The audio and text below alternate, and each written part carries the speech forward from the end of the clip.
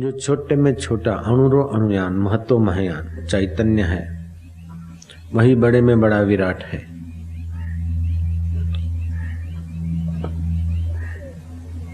लेकिन गलती ये हुई कि उस चैतन्य में, उस विराट में या अणु में प्रीति नहीं हुई उस परमात्मा में, प्राणों का जो प्राण है। ज्योतिषाम अपि तज्ज्योति, वो ज्योतियों का ज्योति है, प्राणों का प्राण है। कृष्ण ने कहा वो ज्योतियों का भी ज्योति है। तमसा परमुच्यते, अंधकार से परे। ज्ञान ज्ञेयम ज्ञान गम्यम, वो ज्ञान स्वरूप है और ज्ञान से जाना जाता है, अपने ही ज्ञान से वो जाना जाता है। वो अंतःकरण अवच्छिन्न है, इसीलिए उसको आत्मा कहते। और सब में व्याप रहा है, वो ब्रह्म है, परमात्मा है। जैसे घड़े में आया है तो उसको घटाकाश कहते, व्याप रहा है तो उसे महाकाश कहते। मठ में आया तो उसे मठाकाश कहते, मेघ में आया तो उसे मेघाश का आकाश कहते। एक राम घट घट में बोले, दूजा राम दशरथ घर डोले, तीसर राम का सकल पसारा, ब्रह्म राम है सबसे न्यारा। एकम सत्यम बहुधा वदंती विप्राह, वह एक ही सत्य स्वरूप है, लेकिन बहुत अंतःकरण है, बहुत योग्यताएं, कम ज्यादा योग्यताएं वाले, बहुआयामी चित्त, बहुआयामी मन है, इसलिए उसका विस्तार व्याख्या बहुत प्रकार से हुई। जो कुछ आध्यात्मिक जगत में मत, पंथ, मजहब, धर्म है, उन्होंने मूल में से तो यहाँ ही भारतीय संस्कृति में से लिया है, फिर अपना सिंबल, अपना कुछ मिला जुला के, लेकिन जो सत्व है वो एक ही है। जैसे जैन धर्म में अहिंसा की प्रधानता है, इस्लाम धर्म में यकीन की प्रधानता है, ईसाई धर्म में प्रेयर की प्रधानता है, लेकिन ये प्रेयर, प्रार्थना हिंदू धर्म में है, अहिंसा हिंदू धर्म में है, श्रद्धा, यकीन माने श्रद्धा हिंदू धर्म में है। हिंदू धर्म की विशेषता है कि वो अपना ईश्वर या अपना भगवान या अपना गॉड या अल्लाह या कुछ, वो केवल साथ में आसमान पे अथवा कहीं दूर बना बैठा है और दुनिया बनाकर छोड़ दी किसी के हवाले, ऐसा नहीं मानता। हिंदू धर्म ये मानता है कि वो ईश्वर अपने सत्य स्वभाव से, अपने चैतन्य स्वभाव से, अपने आनंद स्वभाव से ज्यों का त्यों सब जगह ओतप्रोत है, लेकिन उसका सहारा लेकर उसकी आह्लादनी शक्ति, अष्टधा प्रकृति, ये सब खिलवाड़ दिखा रही। जैसे जल की सत्ता से, जल के आधार से, जल की रहमत से जल के ऊपर ही काई जम जाती और उसमें जलीय जीव जंतु अथवा काईय जीव जंतु घूमते फिरते हैं। तो काई के जो जीव जंतु, उनमें भी जल है, काई में भी जल है, और काई ठहरी भी जल के आधार पर है। ऐसे ही माया भी ईश्वर के आधार पर, ब्रह्म के आधार पर, और ये जीवों का मायावी शरीर भी माया के आधार पर, और जीवों का जीवत्व भी उस मायापति के आधार पर। इसलिए सब में एक एक में सब, वामन भी वही है तो विराट भी वही है। छोटा सा छोटा जंतु भी 5 भूत का परिणाम है, और बड़े से बड़ा हाथी में भी 5 भूत मिलेंगे। एक महात्मा थे, उसके पास कोई भगत आ जाते और बहुत श्रद्धा भक्ति वाले होते भगत, और कहीं उसे पीड़ा दुख होता और वो आजीजी करता, तो महात्मा घास पर बैठे रहते, धूप पर, धूप का एक तिनखा उठा के उसको देखते, बोले अच्छा लो, घोट के सिर पे लगाना, ठीक हो जाएगा। दूसरा आया भगत, किसी दिन उसको पेट की अमुक अमुक पीड़ा है, लो तिनखा घोट के लगा दे। टीबी वाला है, घोट के पी लेना, ठीक हो जाएगा। घुटने में दर्द है, घोट के लगा देना, ठीक हो जाएगा। नींद नहीं आती, बोले घोट के जरा लगा लेना। कमर दुखती है, घोट के उधर लगा देना। सब दुखों की एक दवाई, तिनका घोट के ले लो भाई। सब दुखों की एक दवाई, तिनका घोट के ले लो भाई। भारत का प्राइम मिनिस्टर नेहरू और उनकी पुत्री इंदिरा, जिनके चरणों में मत्था टेक कर अपना भाग्य बनाते थे, वो आनंदमयी माँ अखंडानंद के सत्संग में बैठती थी। सत्संग ऐसी चीज, उस सतघन का, चित्त घन का, आनंद घन का ज्ञान नहीं होगा और उस ज्ञान को जो पाए हुए नहीं है, तो वो लोग हमें लक्ष्य क्या बताएंगे। इसलिए पूर्ण गुरु कृपा भाई, पूर्ण गुरु का ज्ञान। तो ये अखंडानंद महाराज के पास आनंदमयी माँ सत्संग सुनने को जाती थी। वे अखंडानंद उन महात्मा के पास गए जो तिनखा तोड़ के देते थे। और अखंडानंद जैसे व्यक्ति उस महात्मा को प्रणाम करते हुए कहते हैं, बाबा जी, जो भी आपका भक्त आता है और उसकी दृढ़ श्रद्धा होती है और उसका अनुनय विनय होता है तो आप कुछ तोड़ के दे देते। तो ये तिनखा सब दवाई, सब रोगों पर काम कैसे करता है? अगर मैं सुनने का अधिकारी हूं तो आप कृपा करें। तो महात्मा लोग देखते सतपात्र हैं, सज्जन हैं, संत हैं, तो फिर वो क्यों छुपाएंगे? ढेर रुपया देने पर भी जो बात समझ में नहीं आती, वो विनम्रता से, अपना थोड़ा अहम झुकाने से बिल्कुल सत्य स्वरूप की बात समझ में आने लगती। वो महात्मा ने कहा, भाई देखो ये तिनखा है, उसमें भी जल तत्व है, सूर्य के किरण भी है, वायु लेकर बड़ा हुआ है, पृथ्वी के कण खा के बड़ा हुआ है, आकाश में जीता है। 5 तत्व इस तिनखे में भी है। और तुम्हारी जो भी औषधि है उसमें भी तो 5 तत्व है। लेकिन भिन्न भिन्न रोग के लिए भिन्न भिन्न औषधि चाहिए, ठीक है।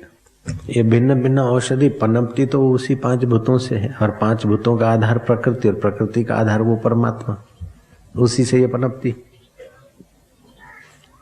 मैं क्या करता हूँ, तिनखा तोड़ता हूँ और अपने परमात्मा स्वभाव में, जो प्राणों का प्राण है, ज्योतियों का ज्योति है, देवों का देव है, उस परमात्मा भाव में आकर संकल्प कर लेता हूँ कि इस मरीज को, इस भगत को जिस तत्व की कमी हो वही तत्व इसका विकसित हो जाए। ऐसा संकल्प करते हुए मन में उसको दे देता हूँ, वही तत्व उनका विकसित हो जाता है, तो जो कमी है पूरी हो जाती है, वो आदमी ठीक हो जाता है। जिस परमात्मा के संकल्प मात्र से सृष्टि हो सकती है, या जिस तुम्हारे अंतःकरण में देखो वो चैतन्य बैठा है, उसकी सत्ता से आटे दाल में से खून बन जाता है, आटे दाल में से मन बुद्धि को सिंचन मिलता है। खाते तो आटा दाल हो, और क्या हवाई जहाज थोड़े खाते हो।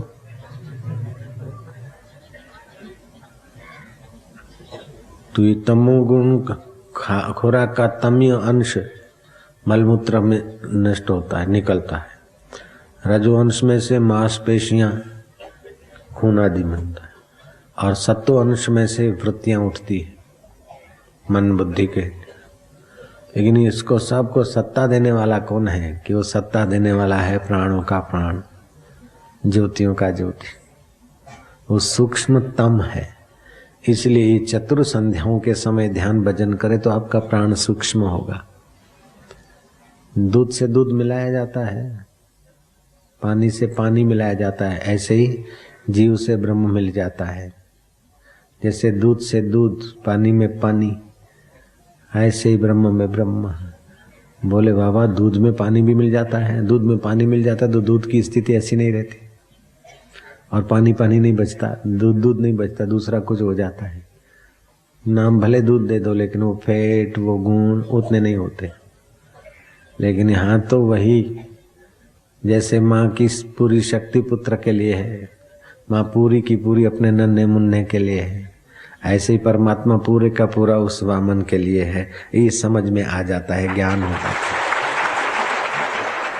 अंतःकरण अवच्छिन्न जो चैतन्य है, उसी के लिए वो व्यापक ब्रह्म पूरे का पूरा है। नन्ही मुन्नी बबली के लिए इतनी लंबी चौड़ी माँ उसी के लिए। माँ का शरीर तो बदल जाता है, छूट जाता है, बेचारी मर जाती है, नन्ही मुन्नी भी मर जाती है, लेकिन जीवात्मा नहीं मरता और परमात्मा भी नहीं मरता। उनका सनातन संबंध है। उसको जिसने पहचानने के लिए कदम रखे वो भाग्यशाली है। बाकी तो व्यर्थ की मजूरी है। कितना भी जान लिया, कितना भी पा लिया, कितना भी भोग लिया, अंत में क्या? कुछ भी नहीं हाथ लगा। काम करने के पहले शांत थे, काम करने के बाद शांत, तो तुमको क्या मिला? मिला तो शरीर को, इंद्रियों को मिला, और वो तो जला देने का है। तुमको क्या मिला? पढ़ने के पहले कुछ नहीं था, पढ़ाई के पहले तुम ज्यों के त्यों, और पढ़ाई बंद भी कर देते हो तो भी तुम ज्यों के त्यों। बोले ज्यों के त्यों कैसे? पढ़ने के पहले अज्ञानी थे, पढ़ने के बाद इतना इतना जानते। तुम क्या जानते हो? तो बुद्धि में भर दिया। जो सत्वगुण का एक डिब्बा है उसमें तुमने रख दिया, और क्या? तुम तो वही के वही रहे। पढ़ने के पहले जो था जीव, और पढ़ने के बाद भी जीव तो वही का वही रहा। उसकी बुद्धि में जरा सूचना इकट्ठी हो गई। पैदा होने के पहले तुम वही, और मरने के बाद भी वही, तो बीच में तुमने अपने को मान लिया। मैं मराठा में, गुजराती में, सुखी में, दुखी में, फलानु में, ये करते करते वो टिका नहीं। आखिर वे सारे शरीर तो शब हो गए। तुमको तो खाली मजूरी हाथ लगी, और क्या लगा? पैसे इकट्ठे किए, पुत्र परिवार किया, वो किया, वो किया, आखिर तुम्हारे हाथ हिस्से तो कुछ नहीं आया। तुम्हारे हिस्से वही आएगा जो तुम हो। तुम्हारे हिस्से आएगा जो तुम हो। तुम हो चेतन, और तुम्हारे हिस्से आएगा चेतन परमात्मा। बाकी जो जड़ है वो तो जड़ में ही रह जाएगा। जड़ शरीर जड़ भूतों में ही रह जाएगा, इसको ले नहीं जा सकते। मरते समय कोई 1000 छोड़ के मरता है, कोई लाख छोड़ के मरे, कोई करोड़ छोड़ के मरे, कोई 10 करोड़ छोड़ के मरे, कोई 100 करोड़ छोड़ के मरे, कोई 1 मकान छोड़ के मरे, कोई 25 मकान छोड़कर मरे। मौत तो कम्युनिस्ट है, सबकी राख एक जैसी हो जाती। दफना दो तो सड़ा गला, मांस और बदबू सबकी एक जैसी। पानी में बहा दो तो जलचर खा जाएंगे, विष्ठा बन जाएगी। शरीर का तो 3 ही हाल होने वाले हैं, या तो जलचरों की विष्ठा बनेगी, या तो सड़ा गला मांस जीव जंतु बनेगी, और या तो जला दो तो राख बनेगी। तुम्हारे हाथ में क्या आया? इस शरीर को मैं करके भागे जा रहे दिन रात, फुर्सत ही नहीं है। उसको कितना भी सुविधा, कितना भी डिग्रियां, कितना भी ऊंचाई पर पहुंचा दो, धोखा है अपने साथ। जिसको करने के बाद कुछ करना नहीं, जिसको जानने के बाद जानना नहीं, जिसको पाने के बाद कुछ पाना नहीं, उस सच्चिदानंद घन को पाने के लिए संध्या भी करते, जप भी करते, ध्यान भी करते, निष्काम कर्म भी करते, और मौत के पहले उसी स्वरूप को पाकर अमर हो जाते, निहाल हो जाते, सुखी हो जाते, खुशहाल हो जाते। असली जीवन यही है। बाकी नकली जीवन का तो हा हा ही थोड़ा होता है, फिर वैसे का वैसा सारी जिंदगी कर कर आके अंत में देखो तो। महात्मा गांधी से आचार्य विनोबा भावे ने पूछा था, मान लो अंग्रेज भाग गए, हम लोगों ने सत्याग्रह किया, हलचल चलाई, सफल हो गए, बेतंग हो गए, भाग गए, हमको स्वराज्य मिल गया, भारत के हम प्राइम मिनिस्टर बन गए, राष्ट्रपति बन गए, फिर क्या? गांधी जी ने आकाश में उंगली को घुमाया, 0 बनाया, फिर क्या? आखिर तो कुछ भी नहीं। ऑपरेटर का वो पूछ के देखो, जेल सिंह से गए बेचारे, आखिर क्या? दुनिया की कितनी भी उपलब्धियां हो जाए, आखिर इस जीवात्मा को उससे कोई फायदा नहीं। शरीर को फायदा है, तुमको कोई फायदा नहीं। शरीर को नुकसान होता है, तुमको कोई नुकसान नहीं। मन में अशांति होती, लेकिन तुमको कोई अशांति नहीं। मन में सुख होता है, तुमको कोई सुख नहीं। तुम तो ऐसे हो कि सुख के भी दृष्टा, दुख के भी आधार, सुख के भी, सर्व के आधार हो तुम सर्वाधार हो। तुमको पता नहीं है, इसीलिए जरा जरा बात में सुकड़ रहे, जरा जरा बात में डर रहे, दुखी हो रहे।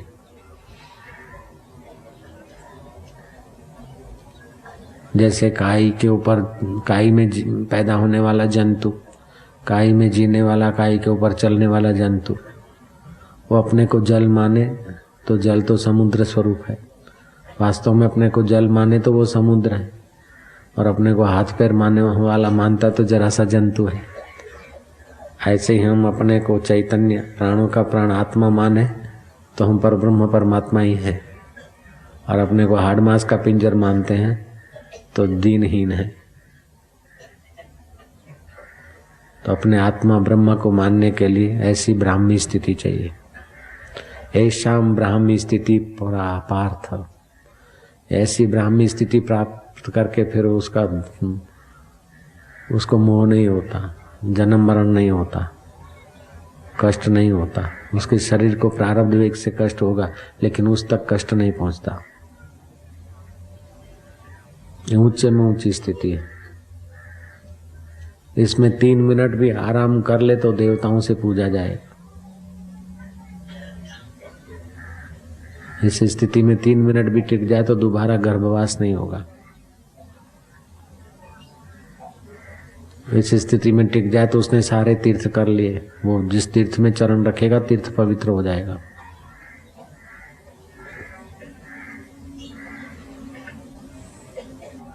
सब देवों का देव है, ये प्राणों का प्राण है। श्वासोश्वास को चलाने वाला कौन है? नीचे अपान है, ऊपर प्राण है, बीच में कौन है? प्राणों का प्राण मेरा पिया परमात्मा है।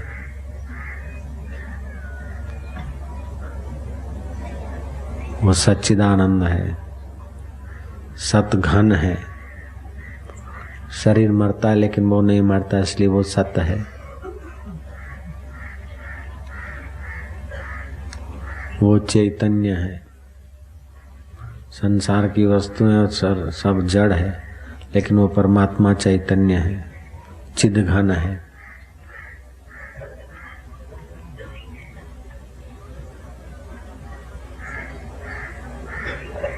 उसी से ज्ञान होता है। कीड़ी में भी वो चिद घन है। कीड़ी को भी पता चलता है कि हवाएं आ रही है, बच्चों को लेकर सुरक्षित जगह जाओ। कीड़ी में भी वो सत्य और चिद और आनंद है। कीड़ी में अगर वो चिद स्वरूप चैतन्य नहीं होता तो कीड़ी को ज्ञान कैसे होता कि शक्कर है, ये नमक है। कौन उसको पढ़ाने जाता है? कौन से कॉलेज में जाती? वो सारे कॉलेजों का अधिष्ठाता है।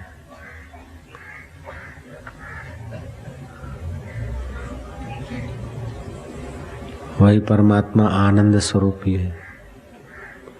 शरीर असत है, मरता है, लेकिन वो नहीं मरता।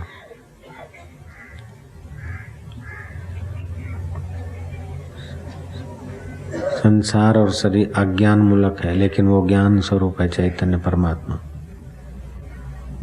इसलिए वो चिद है। और शरीर और विकार दुख देने वाले, लेकिन उस सत्य का प्रेमी को सुख मिलता है। अथवा अनजाने में विकार भोगने वाला भी अनजाने में इच्छा रहित पद में आता है तो उसे भी सुख की झलक मिलती है। वह आनंद स्वरूप ईश्वर से ही मिलती है।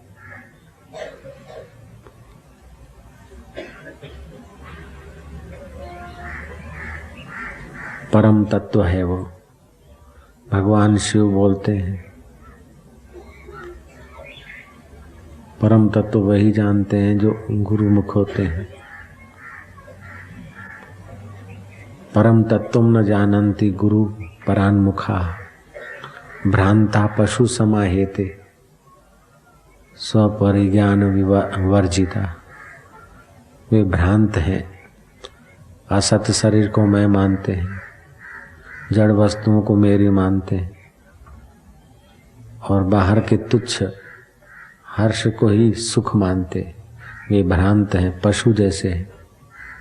जैसे पशु घास को देखकर लपक पड़ता है, ऐसे ही तुच्छ वस्तुओं के पीछे, तुच्छ संबंधों के पीछे, तुच्छ वाहवाही के पीछे, तुच्छ आडंबर के पीछे, तुच्छ विषय विकारों के पीछे लपकते जाते। कोई सीधा नरक से आया तो किधर, कोई सीधा स्वर्ग से आया है। कोई अगले जन्म का साधक है तो कोई बिल्कुल निपट निराला है, कोई पशु योनि से आया तो कोई पक्षी योनि से आया, कोई गाय के शरीर से आया है तो कोई दूसरे शरीर से आया है। इसलिए सबकी रुचि अलग अलग होती है। एक ही माँ बाप, एक ही जात पात, ब्लड ग्रुप एक ही, फिर भी रुचि अलग, प्रवृत्ति अलग, समझ अलग, क्योंकि अलग अलग यात्रा से आए। अभी तो चल रहे हैं सब एक ही ट्रेन में पैसेंजर, लेकिन सबका अलग अलग हिसाब किताब होता है। टिफिन भी अलग अलग ही होता है। सब रोटी खा रहे हैं, लेकिन टिफिन में वैरायटी और पचाने की शक्ति सबकी अपनी अपनी होती है, अपने संस्कार के अनुसार। ऐसे ही आध्यात्मिकता की भी पूंजी सबकी अपनी अलग अलग होती है। कोई ठन ठन पाल होता तो किसी के पास भाव शक्ति होती, किसी के पास क्रिया शक्ति होती, तो किसी के पास विचार शक्ति होती। किसी का कोई केंद्र शीघ्रता से विकसित हो सकता है, तो किसी का कोई परम तत्व को जो जानते हैं और हमारी दशा को जो पहचानते हैं वही दीक्षा देते, तभी ठोस लाभ होता है। नहीं तो सादा सूदा जैसे सांसारिक लाभ होता रहता है छोटा मोटा, ऐसे थोड़ा बहुत आध्यात्मिक जगत में थोड़ा बहुत लाभ तो एकदम तिकड़म से हो ही जाता है। लेकिन परम लाभ तो परम पुरुषम दिव्यम याति पार्थनु चिंतन। परम पुरुष जो दिव्य है, उनका जिन्होंने अनुचिंतन किया, उनके स्वरूप को जिन्होंने जाना है, उसके साथ जो एक हो गए। गुरु तो बहुत हो सकते, लेकिन सतगुरु एक ही है जो सतघन से, चिद घन से, आनंद घन से एक हुए हैं। घड़े का आकाश महाकाश जो एकत्व को पाया है, ऐसे सतगुरु वो जीवन में कभी कभी कहीं कहीं धरती पर मिलते, सब जगह नहीं मिलते। चंदन के वृक्ष सब जगह नहीं मिलते, चिंतामणि सब जगह नहीं मिलती, कामधेनु गाय सब जगह नहीं मिलती, पद्म गंधा गाय भी आजकल नहीं मिलती। परदेसी गाय की धुन चल गई। अभी सरकार को पता चला कि परदेसी गायों के दूध में और उनमें दम नहीं, उनके आंकड़ों में। अब फिर बेचारी सरकार देसी गाय पर आ रही है, उसलिए उनको हम धन्यवाद देते। गिर की गाय, कांकरेज गाय, पशुपालन बोर्ड ने उस पर ध्यान देना शुरू किया है, गुजरात का पशुपालन बोर्ड ने। अच्छा है, गिर की गाय के दूध में गुण ज्यादा है। तो दूसरा नंबर कांकरेज गाय की दूध में गुण ज्यादा है। उसमें भी काली गाय है तो वो और ज्यादा गुणकारी। गिर की गाय में तो बहुत अच्छे गुण हैं, लेकिन उससे भी पद्म गंधा गाय में बहुत गुण थे। 100 गाय धोकर, 1000 गाय धोकर 100 गायों को पिलाया जाता था दूध। भागवत में आता है 100 गायों का दूध 10 गायों को पिलाया जाता है, और 10 गायों का दूध एक पद्म गंधा को पिलाया जाता है, और वही दूध श्री कृष्ण को पिलाया जाता है। इसीलिए विलक्षण बुद्धि, विलक्षण आनंद, और अपने चैतन्य स्वरूप में सदा मस्त। आहार का भी तो पड़ता है असर चित्त पर। अपने सत्य स्वरूप को, अपने चित्त स्वरूप को, अपने आनंद स्वरूप को प्रकट करने में सात्विक आहार, सात्विक व्यवहार, सात्विक चिंतन और सात्विक संग। मूढ़ों के संग में रहेंगे तो मूढ़ता बढ़ती, नास्तिक के संग में रहो तो नास्तिकता बढ़ती, आस्तिक के संग में रहो तो धीरे धीरे आस्तिक हो जाता है।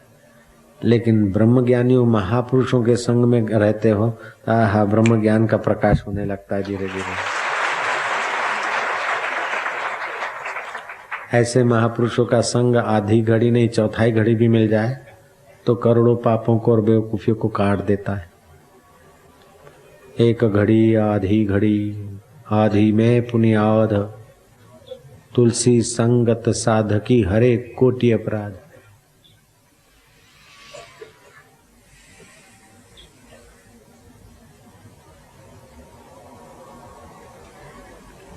सत्य स्वरूप, सत्य स्वरूप से असत्य की आसक्ति मिटाओ, चित्त स्वरूप से अज्ञानता मिटाओ, और आनंद स्वरूप को जगाकर अपना दुखड़ा मिटा दो। यही सच्चिदानंद स्वरूप। इसी सच्चिदानंद स्वरूप का श्लोक आता है इस भागवत में पहले ही पहले। वह सच्चिदानंद है, सत्य चित्त और आनंद स्वरूप ईश्वर है। उस आनंद स्वरूप ईश्वर को, सत्य स्वरूप ईश्वर को हम तीनों ताप निवृत्त करने के लिए प्रणाम करते हैं। भगवत प्राप्ति के 4 उपाय हैं। भगवत दर्शन का चित्त में उत्कंठता हो, भगवत दर्शन की खूब प्यास हो, तीव्र प्यास हो, उत्कंठा हो। दूसरा, निरंतर भगवान के नाम का जाप और उसका अर्थ समझते हुए सच्चिदानंद स्वरूप का। और तीसरा, विषय विकारों में, संग्रह में, धन संपदा में, अंत में तो ठन ठन पाल रह जाएंगे, तो क्यों समय बर्बाद करना। ईश्वर ने जितना जिया, जितना तुमको जरूरी है उतना तो ऐसे ही दे देता है। बच्चे को दूध जरूरी तो मिल जाता है, हवा जरूरी तो मिल जाता है। अरे जड़ दिए को ऑक्सीजन जरूरी है तो लेने जाता नहीं, मिल जाता है वहीं। वृक्षों को भी ऑक्सीजन जरूरी है तो मिल जाता है। हवा तूफान पानी जरूरी है, वो मिल जाता है। तो जितना तुम्हारे पास है उतना बहुत है, और जितना तुमने जाना है उतना भी बहुत है। जो जाना है वो काफी है, और जो है वो काफी है। अब तो जिससे जाना जाता है उसको जानने के लिए लग जाओ, जिससे पाया जाता है उसको पाने के लिए लग जाओ। ऐसा अपने मन को समझाओ तो काम बनेगा, नहीं तो समय बीत जाएगा और व्यर्थ की चीजें यहीं पड़ी रह जाएगी, और शरीर भी यहीं पड़ा रह जाएगा। ठन ठन पाल।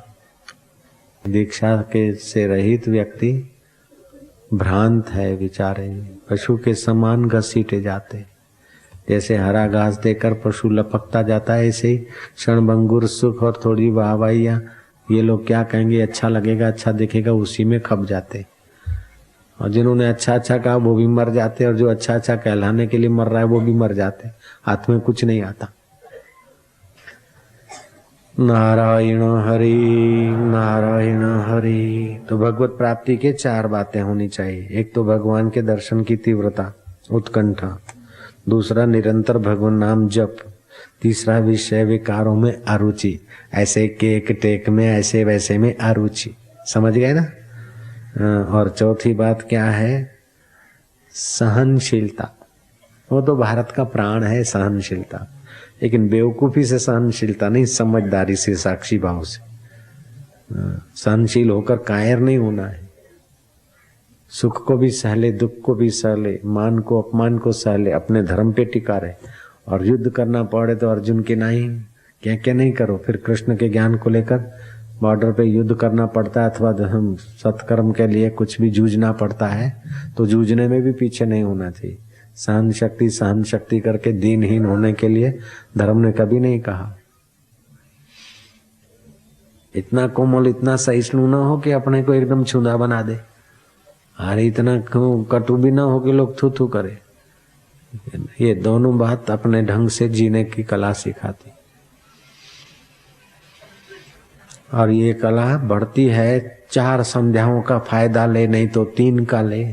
इससे प्राण सूक्ष्म होता है, मन सूक्ष्म होता है, बुद्धि सूक्ष्म होती है। करोड़ों लोग धरती पर रह रहे हैं, लेकिन आज तक ऐसा शास्त्र नहीं बना जितना सूक्ष्म बुद्धि वाले महापुरुषों ने बनाकर रख दिया।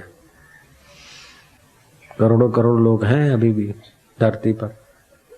भागवत की बराबरी का कोई ग्रंथ नहीं बना सकते, गीता जैसा कोई गान नहीं गा सकता, और मानते अपने को बड़े उस्ताद, होशियार। तो महाराज, मंत्र जाप अपने आप में विशेष साधना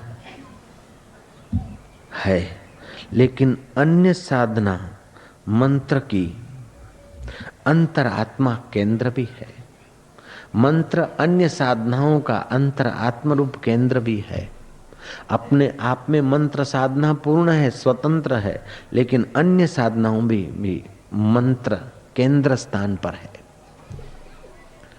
इसलिए मंत्र की महिमा और मंत्र का लाभ जितना वर्णन करो उतना कम है। मिट्टी, चट्टान, पेड़ पौधे और पशु पक्षी प्राकृतिक वैभव के साथ मिले रहते, सुं सुं सुं करती हवाएं और तूफान, मेघों को चीरती हुई विद्युत और शांत घाटियों को गुंजाती हुई वह गंगा और यमुना, शांत झील और सरोवर, पशु पक्षी और वनचर विचरते हैं, उस प्रदेश को यहाँ हिमालय समझें। अर्थात एक तो वह पत्थर जैसा पहाड़ दिख रहा है बर्फीला, लेकिन बाहर से ऐसा दिखता है वहाँ हिमालय में सब कुछ है जो वर्णन किया। और जो पशु पक्षी और नदियाँ झील आदि जो यहाँ है हिमालय में है, वो सारी सृष्टि में है। अर्थात भगवान को सारी सृष्टि में न देखो तो पहले पहले हिमालय के उस वनराजी में देखो, पशु पक्षियों में देखो, किलोल करती हुई गंगा को में देखो, मेघ को चीरती हुई चमकती हुई बिजली में देखो, सुं सुं घुर घुर करते हवाओं में देखो, और बाद में वही हवाएं सब जगह आपको मिलेगी। और सब जगह उस पिया का विलास देखो तो आपको आनंद, शांति और माधुर्य अपने हृदय में प्रकट होने लगेगा। जिधर देखता हूँ खुदा ही खुदा है, खुदा से न कोई चीज़ जुदा है। जब अव्वल और आखिर खुदा ही खुदा है तो अब भी वही है, क्या उसके सिवा है। लेफ्टिनेंट कर्नल थे मार्टन, उनकी लेडी किसी कारणवश अफगानिस्तान में लेफ्टिनेंट मार्टिन की पसंदगी हुई थी।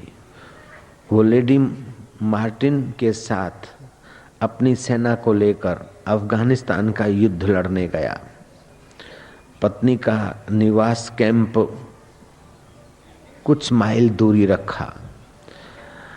हर एक दो दिन पे मार्टिन आता था और युद्ध में फतेह मिलेगी।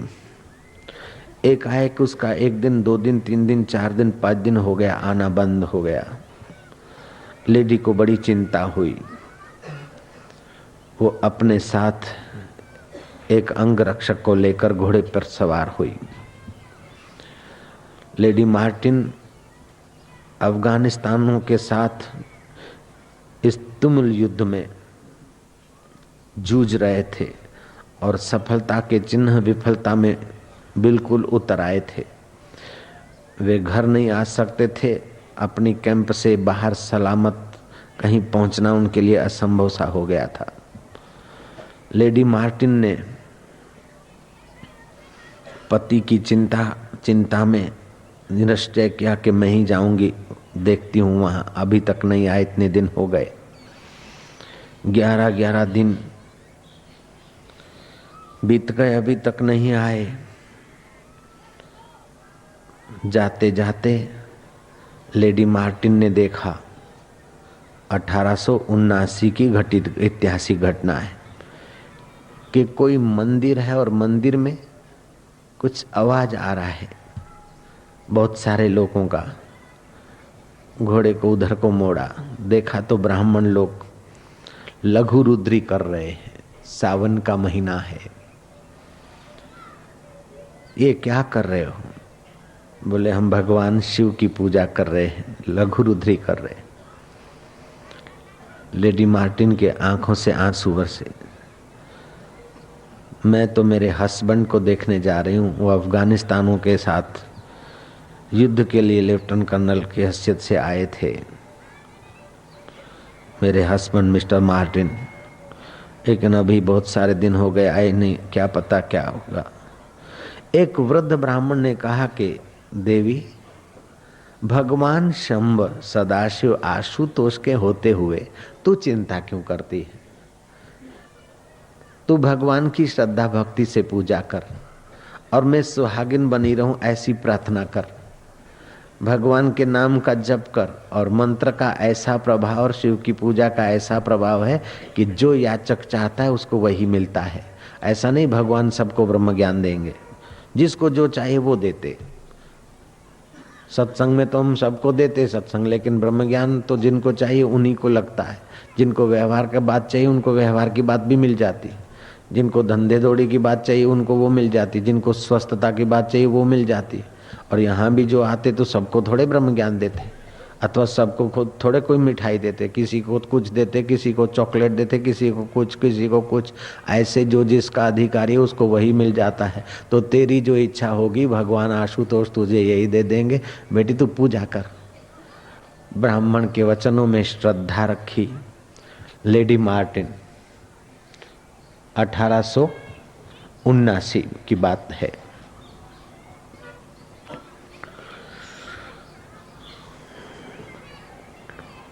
लघु रुद्री हुई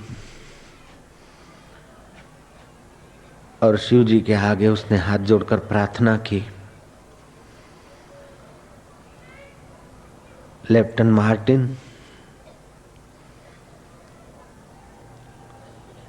क्या देखते हैं कि अफगानिस्तानों के बीच कोई एक त्रिशूलधारी छाया पुरुष जैसा बड़ा विशालकाय खड़ा है, और उसको देखकर अफगानिस्तान के सैनिक विवल हो गए, उनका मनोबल दब गया। और लेफ्टिनेंट कर्नल मार्टिन ने उत्साह से उनको ऐसा खदेड़ दिया कि देखते देखते पराजय विजय में बदल गया। जो कंठ तक प्राण आ गए अब मरे, वो एकाएक मौत जीवन में बदल गई।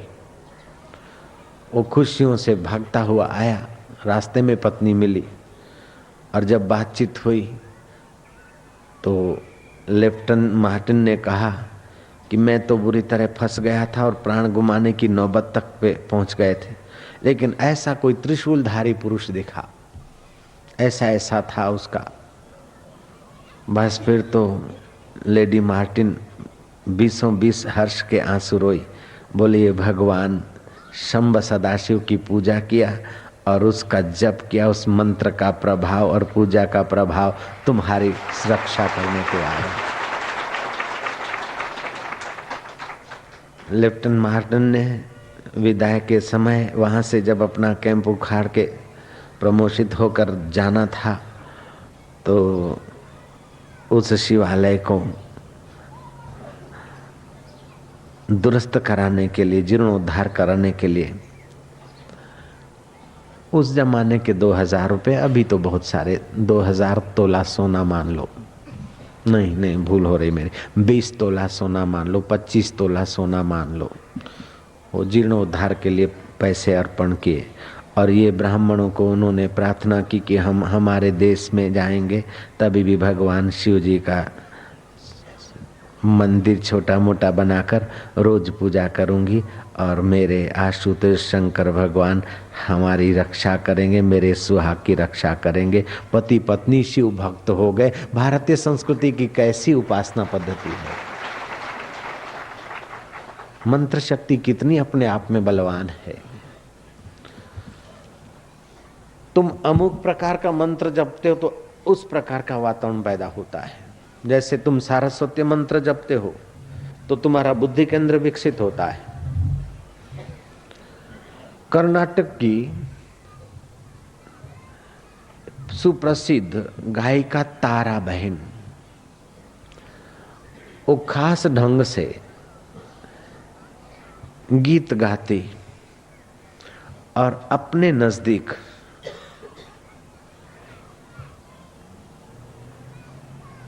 कुछ ऐसा बिछा रखती और उस पर भभूत जमा देती। गायिका जैसा गीत गाती उस भभूत पर, बालू के दाने मिली हुई भभूत पर, उसी प्रकार की आकृति दिखाई देती।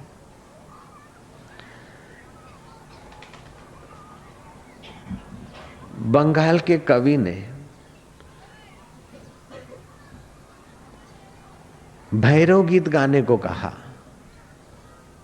तो उस जगह पर कुत्ते की आकृति और फिर भैरव की आकृति दिखाई पड़ी।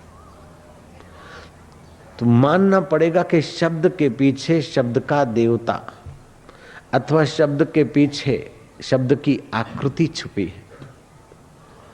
तो शब्द अकेला नहीं, और सब शब्दों में सिरताज है प्रणव, और भगवान बोलते हैं शब्दों में ओमकार मैं हूं। तो जिनको ओमकार संयुक्त मंत्र मिल गया वे अपने को अनाथ माने। ये अनाथ मान्यताएं बहुत गलती है। हमारे पास मंत्र हैं हमारे नाथ के, भगवान के। जब लेफ्टिनेंट कर्नल का मार्टन की पत्नी लेडी मार्टन शिव जी का जप करती है और लघु रुद्री करवाती है तो युद्ध से मौत के बीच खेलने वाले पति की रक्षा हो सकती है।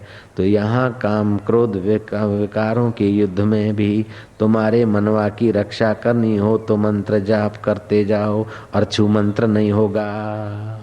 पुराने संस्कार हैं, पुरानी आदत है। एक बार पराजय हुए तो घबराओ नहीं, फिर कोशिश करो, फिर कोशिश करो। तो भगवान कहते हैं कि ऋषियों में भृगु ऋषि मैं हूँ और स्थावरों में हिमालय मैं हूँ, शब्दों में प्रणव मैं हूँ।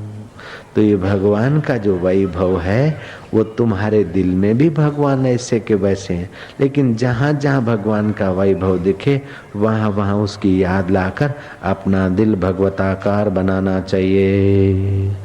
प्रथमा भक्ति संतन कर संगा, दूसर रति मम कथा प्रसंगा, रामायण में आया।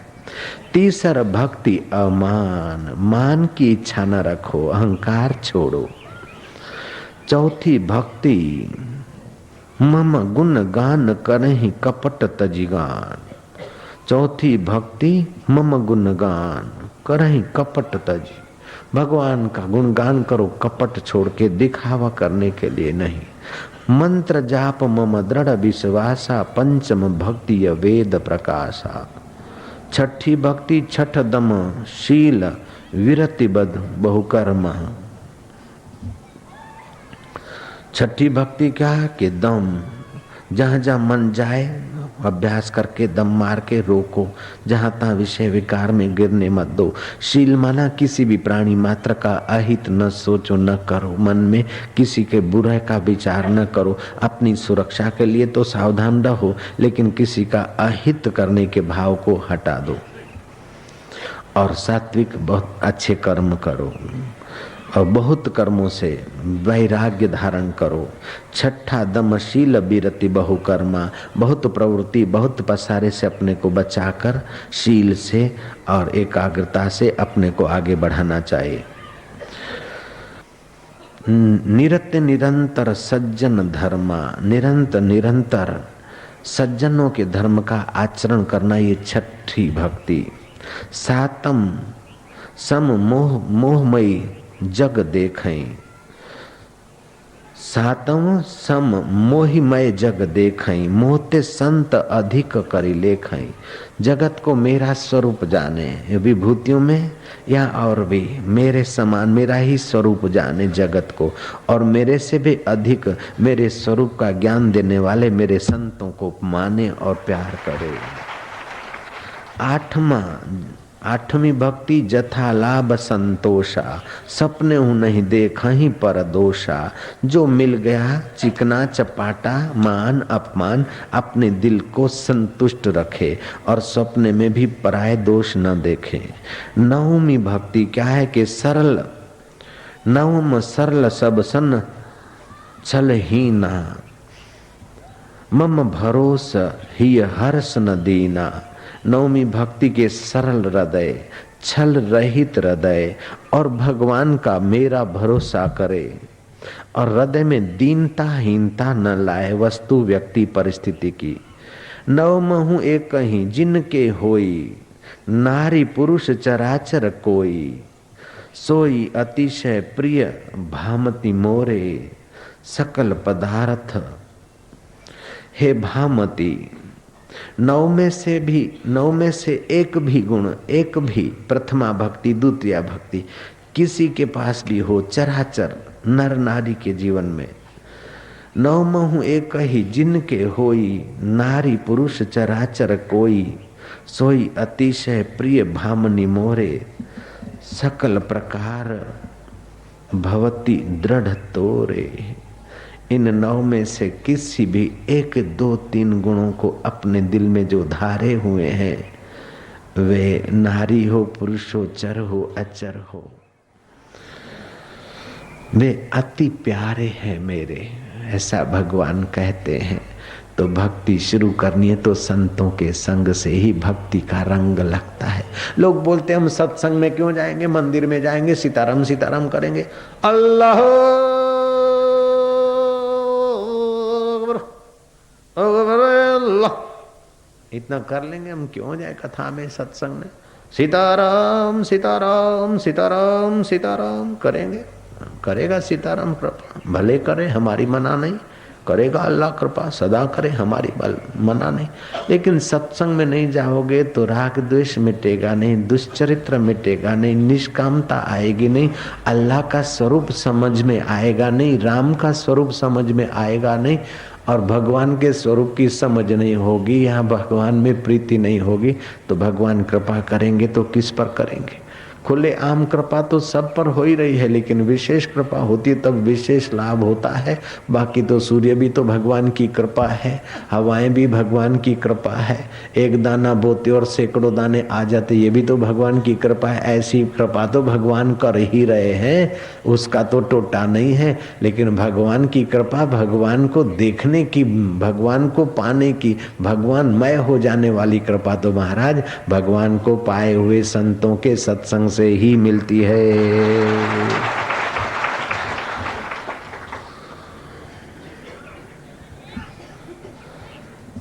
तो ऋषियों में भृगु ऋषि मैं हूँ, भगवान के मानस पुत्रों में से ऋषि भृगु ऋषि एक मानस पुत्र है। सप्तऋषियों में उनकी गणना होती है। दक्ष की कन्या ख्याति के साथ उनका विवाह हुआ था और उनके पुत्र थे धाता और विधाता, और पुत्री थी श्री, और श्री भगवान नारायण को उन्होंने अर्पण की हुई थी। जयराम जी की भृगु कैसे हैं? नारायण के ससुरा, भगवान के ससुरा बनने की भी ताकत मनुष्य के पास, भगवान का बाप बनने की ताकत भी मनुष्य के पास, भगवान की माँ बनने की ताकत भी माइयों के पास, और भगवान की दादी बनने की भी ताकत, भगवान का मामा और मामी बनने की भी ताकत, और भगवान का भाई बनने की भी ताकत, और भगवान को प्रकट कराने की ताकत भी भगवान ने भक्तों को ही दे रखी।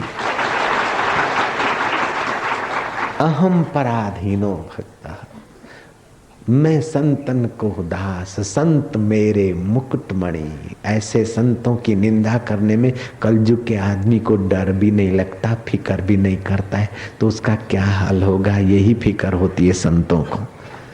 नारायण हरि नारायण हरि नारायण हरि। ऐसा कोई भोग नहीं जो मिटे नहीं, ऐसा कोई शरीर नहीं जो मरे नहीं, ऐसा कोई संग्रह नहीं कि छोड़ना ना पड़े। जयराम जी की कितना भी संग्रह करो छोड़ना ही पड़ता है, लेकिन भगवान कभी नहीं छोड़ सकते। जिसको कभी नहीं छोड़ सकते उसकी मुलाकात नहीं, और जिसको छोड़ना पड़ता है उसकी आसक्ति नहीं मिटी। ये कैसी विडंबना है। इसी को बोलते माया, धोखा। विदुर नीति की बात भी उतनी सच्ची है।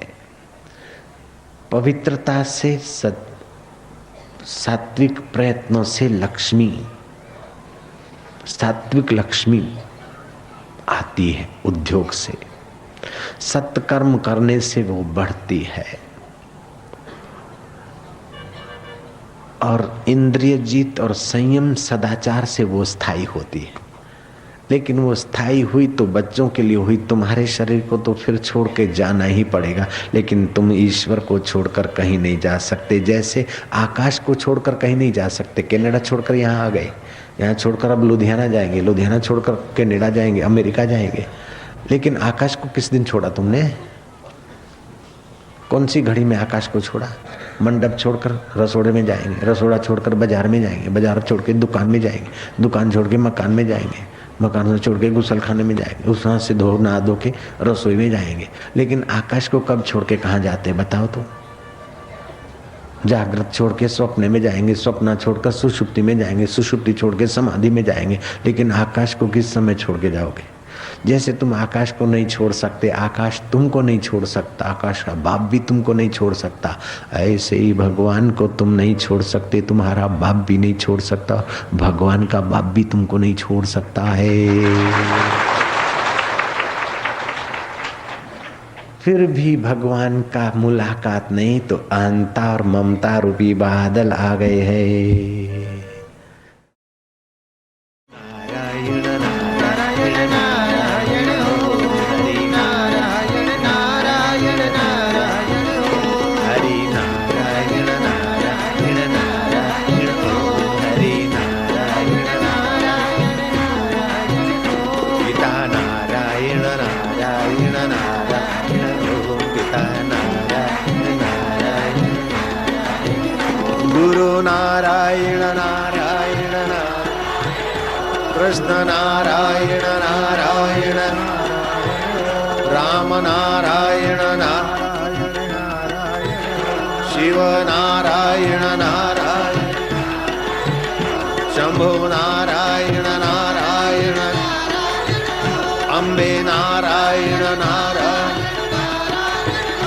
वक्ष नारायण नारायण पशु नारायण नारायण पक्षी नारायण नारायण नारायण ब्रह्म नारायण नारायण नारायण सब नारायण नारायण नारायण सब नारायण नारायण नारायण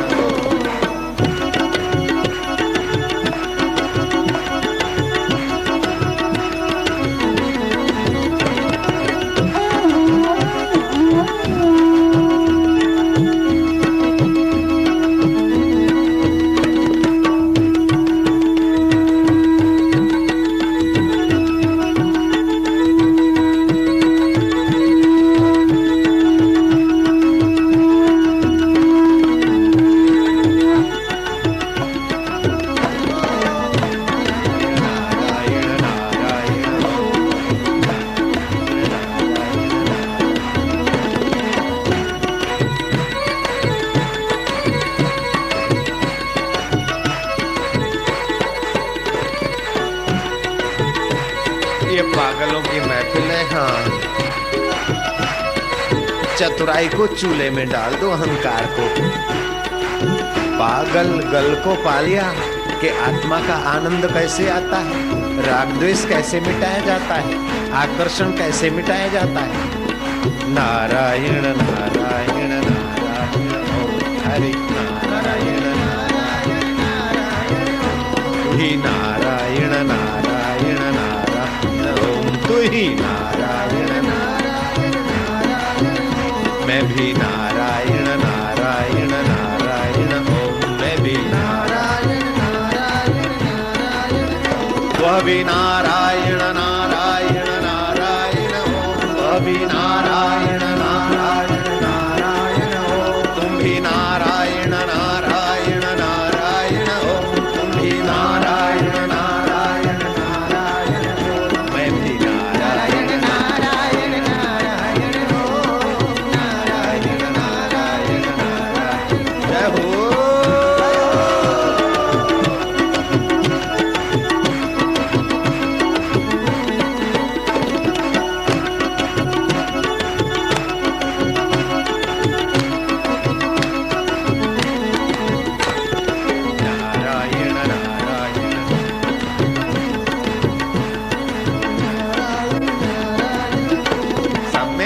सब में एक में साथ मार पोता उस दिल भर के ज्ञान में फिकर फेंक कुएं में जो होगा देखा जाएगा। हरि बोल।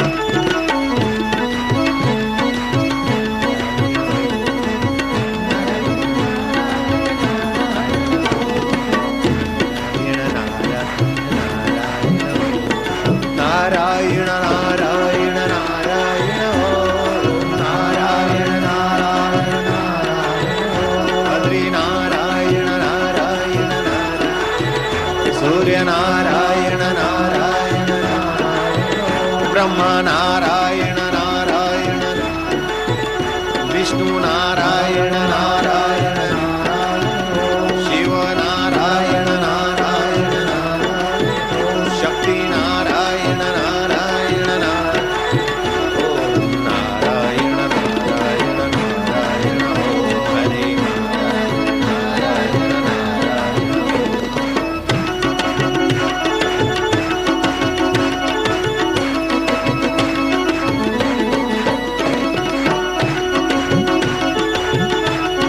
जय हो।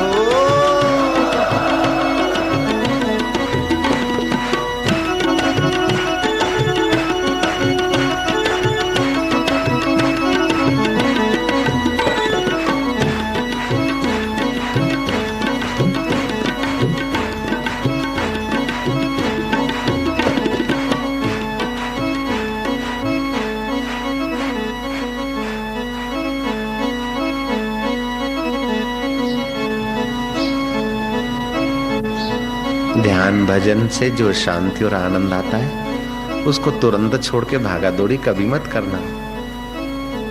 उसी अवस्था को थोड़ी देर और भी स्थिर और गहरी उतरने देना चाहिए।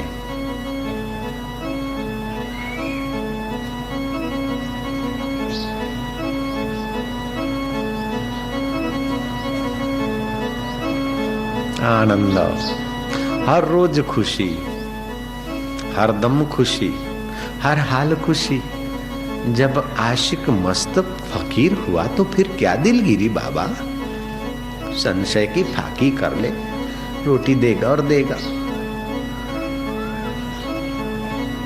और नहीं भी दिया तो मरेगा तो तेरा शरीर मरेगा, तू तो कभी मर भी नहीं सकता, फिर फिक्र क्यों। नहीं देगा तो उसकी इज्जत का सवाल है, तेरे बाप का क्या जाता है।